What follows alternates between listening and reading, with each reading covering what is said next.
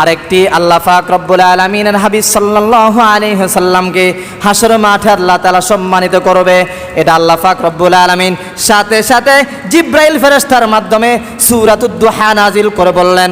সূরাতুদ দুহার মাঝখানের একটি আয়াতের মধ্যে আল্লাহ তাআলা বললেন, ওয়ালাল আখিরাতু খায়রুল লাকা মিনাল উলা।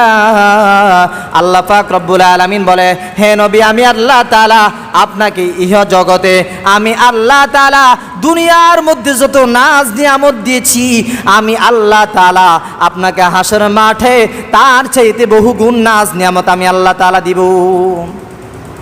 বহুগুণ নাজ নিয়ামত কি দিব?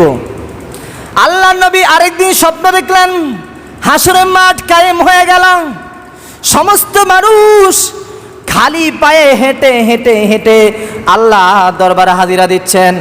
আদম সফিউল্লাহ আলাইহিস সালাতুস সালাম নবীরা পর্যন্ত আল্লাহ তাআলার দরবারে খালি পায়ে হেঁটে হেঁটে আল্লাহর দরবারে হাজিরা দিবেন। আদম নবীও খালি পায়ে হেঁটে হেঁটে আল্লাহর দরবারে হাজিরা দিবেন। আদম নবীও দিবেন। ইব্রাহিম খলিলুল্লাহ তিনি খালি পায়ে হেঁটে আল্লাহর দরবারে হাজিরা দিবেন। মূসা কালিমুল্লাহ আলাইহিস সালাতুস সালাম খালি পায়ে হেঁটে আল্লাহর দরবারে হাজিরা দিবে। ঈসা রূহুল্লাহ সমস্ত আম্বিয়া কেরাম ওরা আল্লাহ তাআলার দরবারে পায়ে হেঁটে হেঁটে হাজিরা দিবেন। আল্লাহ পাক রব্বুল আলামিন সেদিন কাল হাসর মাঠে একজন নবীকে কেন্দ্র করে বলবেন, নবী গো, আমি আল্লাহ তাআলা আজকে আপনাকে হাসর মাঠে পায়ে হেঁটে হেঁটে হেঁটে আমি আল্লাহ তাআলার দরবারে হাজিরা দিতে দিব না। আমি আল্লাহ আপনার জন্য স্পেশালি একটি বাহন উপস্থিত করেছি। আপনি এই বাহনের উপর উঠে আমি আল্লাহ তাআলার দরবারে হাজিরা দেন। আল্লাহ নবীর জন্য কাল হাসর মাঠে একটি উটনি ব্যবস্থা করা হবে। কি ব্যবস্থা? যে উটনির উভয় পাটা থাকবে স্বর্ণ রূপা দ্বারা সজ্জিত করা, যে উটনির গদিটা থাকবে রেশমের কাপড়ের দ্বারা, যে উটনির লাগামটা থাকবে হীরা মণি মুক্তার দ্বারা। আল্লাহ নবী তখন প্রশ্ন করবেন, আল্লাহ আজকে হাসর মাঠে আমার উটনির লাগামটাকে ধরবে। আল্লাহ তাআলা তখন ঘোষণা দিবে, এ হাসর মাঠে আপনার উটনির লাগামটা ধরবে বেলাল। আমার নবীর শ্রেষ্ঠত্ব কম না বেশি? আরো জোরে বলেন, কম না বেশি? এতটুকু পর্যন্ত বিশ্বনবীকে আল্লাহ তাআলা সান্ত্বনা দিলেন। কি দিলেন? বিশ্বনবীকে আল্লাহ তাআলা ছেলে নামক নিয়ামত দিলেন, মেয়ে নামক নিয়ামত দিলেন, যাহা ইতিহাসের পাতা পাতায় আছে। না এতে কোনো সন্দেহ আছে? সন্দেহ আছে? আরব কান্ট্রিতে এইরকম প্রচলন ছিল, রেওয়াজ ছিল যে যাদের মেয়ে আছে কিন্তু ছেলে নাই, মেয়ে আছে কিন্তু কি নাই, ছেলে নাই, তাদেরকে আফতার বলা হতো। বাংলা ভাষায় এদেরকে নির্বংশ বলা হতো। কি বলা হতো? যাদের মেয়ে হতো তাদেরকে খারাপ ব্যবহার করত অন্যান্য লোকেরা, যে এ বদনসিব, এ অবস্থা ভালো না, এই লোকটার সাথে তোমরা চলাফেরা কম করবা। এটা আরব ভূমিতে প্রচলন ছিল। আমাদের বাংলাদেশের সিস্টেম হচ্ছে অন্যরকম। তো বিশ্বনবী সাল্লাল্লাহু আলাইহি সাল্লামকে আল্লাহ তাআলা শুধু মেয়ে দিলেন না, সাথে সাথে ছেলেও দিলেন। কথা বলেন না কেন? ছেলে নামক নিয়ামত দিলেন, মেয়ে নামক বিশ্বনবীকে নিয়ামত দিলেন। ঠিক না ঠিক? না শুধু মেয়ে দিছেন? তারপরও কাফের মুশরিক ইহুদি নাসারারা রাসূলকে আফতার বলতো কেন? এটা হচ্ছে মনের জ্বালায়। কিসের জ্বালায়? কিসের জ্বালায়? আল্লাহ তাআলা বিশ্বনবীকে মেয়ে নামক নিয়ামত দিলেন, ছেলে নামক নিয়ামত দিলেন, তারপরও তারা রাসূলকে আফতার বলতো কেন? এটা বলতো মনের জ্বালায়।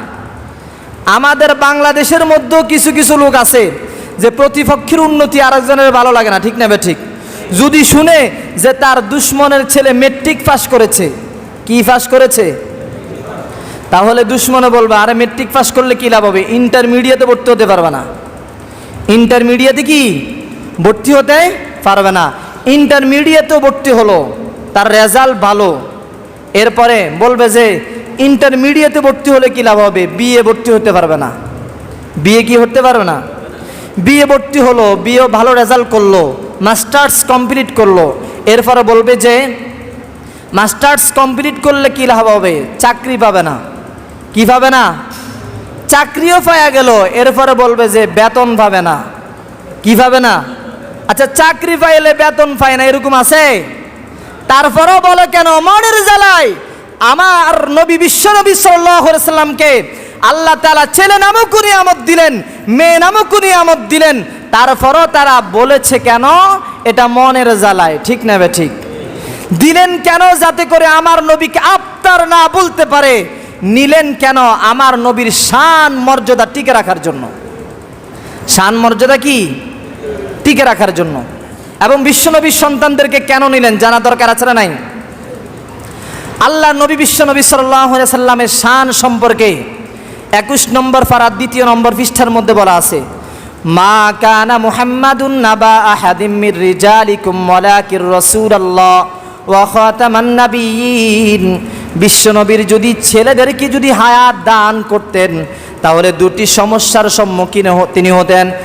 এক সমস্যা হলো বিশ্বনবী সাল্লাল্লাহু আলাইহি ওয়াসাল্লামের ছেলেদেরকে যদি 40 বছর বয়সে যদি নবুয়ত যদি না দেওয়া হতো, যেহেতু অন্যান্য নবীদের ছেলেদেরকে 40 বছর বয়সে নবুয়ত দেওয়া হয়েছে, যেমন দাউদ আলাইহিস সালামের ছেলে সুলাইমান আলাইহিস সালামকেও 40 বছর বয়সে নবুয়ত দেওয়া হয়েছে, তাহলে তারা বলতো যে মুহাম্মাদের ছেলেদের 40 বছর হলো কিন্তু নবুয়ত দেওয়া হচ্ছে না, মুহাম্মাদের সন্তান দামি নয়, আমাদের নবীদের সন্তান দামি।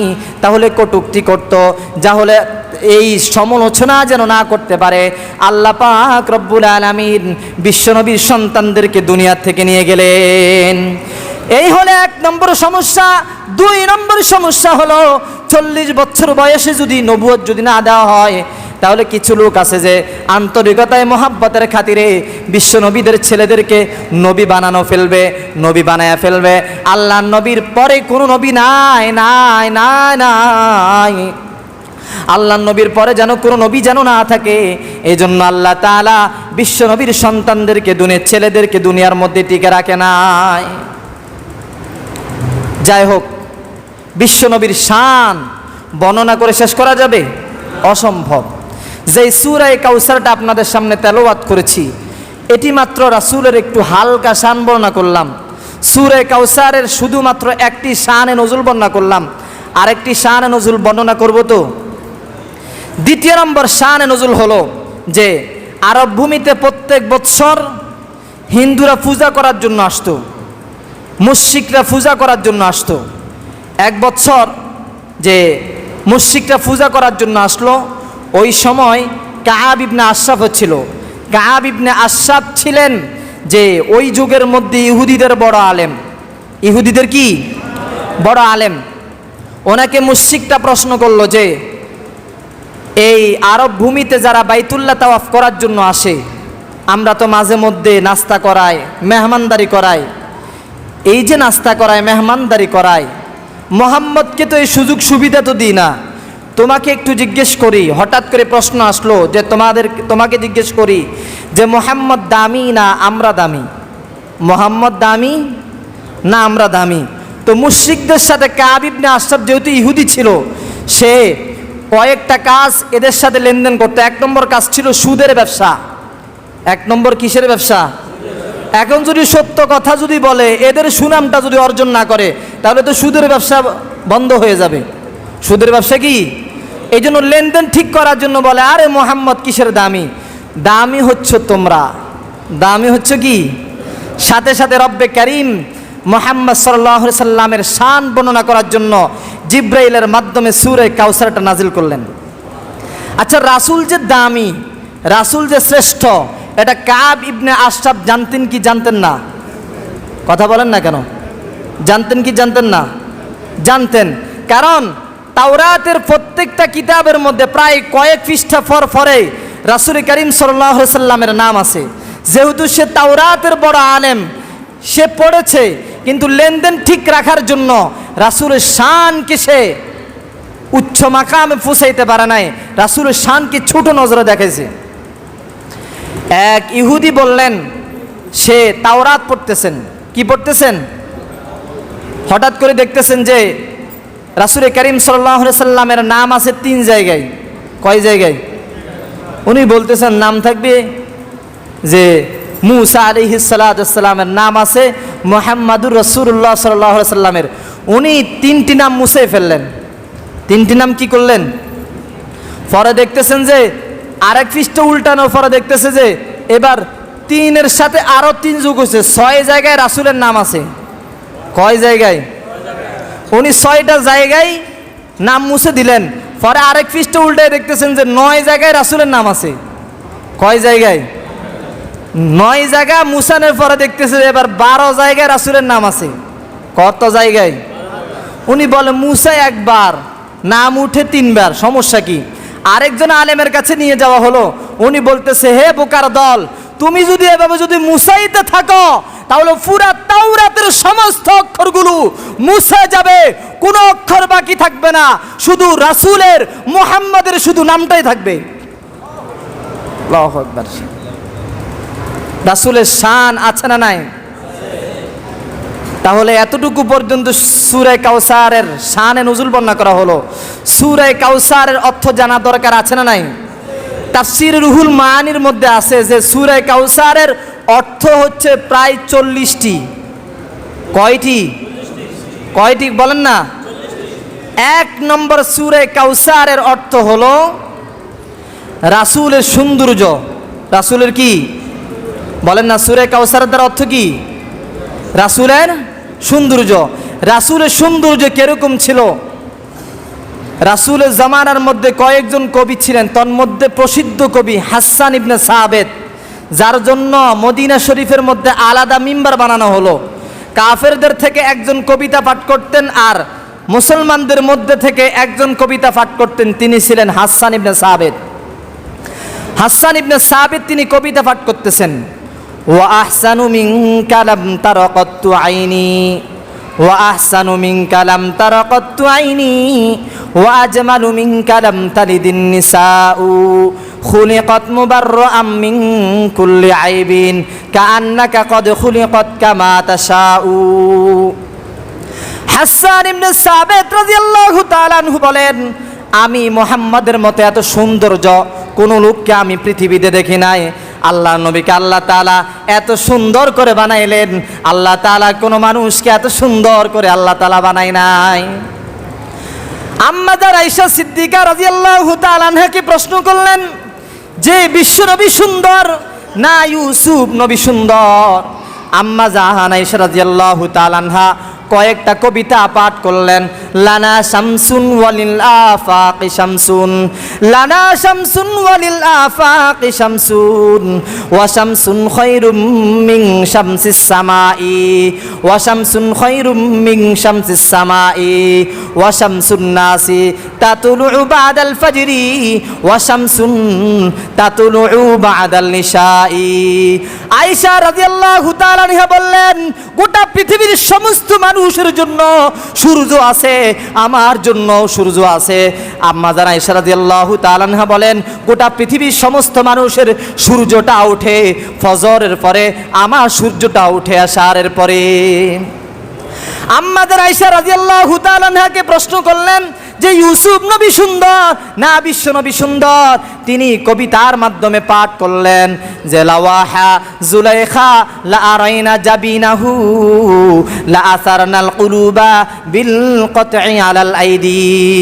আম্মা আয়েশা রাদিয়াল্লাহু তাআলা আনহাকে বললেন, ইউসুফ নবী এত সৌন্দর্য ছিলেন যে ইউসুফ নবীর সৌন্দর্যের কারণে মিশরের মন্ত্রীর বউরা, এমপির স্ত্রীরা তারা তাদের হাত কেটে ফেললো। আমাদের নবী কিরকম সুন্দর তুমি একটু বলো।